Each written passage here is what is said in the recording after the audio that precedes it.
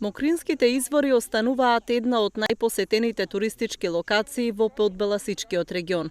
Туристи и селеници, локално население доаѓаат да се изладат под дебелите сенки на столетните дрвја, што растат во подножјето на Беласица. Најфасцинантно според посетителите е токму природата, мирната околина и свежиот воздух. Според мене природа богато со дрва планина, умерена клима, гледате све што расте тука. Мислам и тие јужни овоштија па успеваат. Да.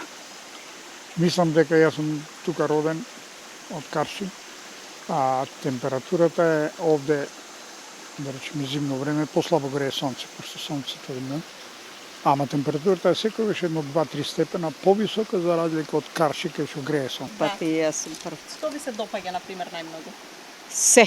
И водопадите, и природата, и се. Немам зборови. Многу убаво. Јас сум прв пат сега. Ви се допаѓа ли природата? Како би ја Па опишале? немаме збор да речеме да ако нешто речеме лошо, значи ние не сме јадни.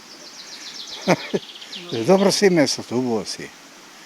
За местото не може да речеме. И затоа сме дојдени. Изворите се збирно место и за многу прослави и заеднички собирања на мештаните од регионот. Дури и местото е уредено за да може да собере повеќе народ и да се приреди храна за присутните.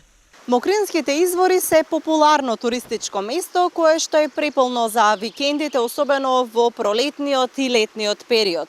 Но најживо е овде околу 2 август, кога се враќаат и селениците од Подгоријата и овде се собираат давајки курбан за Мокринските извори. Се верува дека само една година кога не била дадена крвната жртва за изворите, тие присушеле и целото село било без вода. Од 3 Мокрински извори истекуваат 40 литри вода во секунда. Температурата на водата е секогаш иста без оглед каква е надвор температурата. Потокот што потекнува од изворот никогаш не замрзнал. Ова се должи веројатно на големата длабочина на изворот и силите на водата.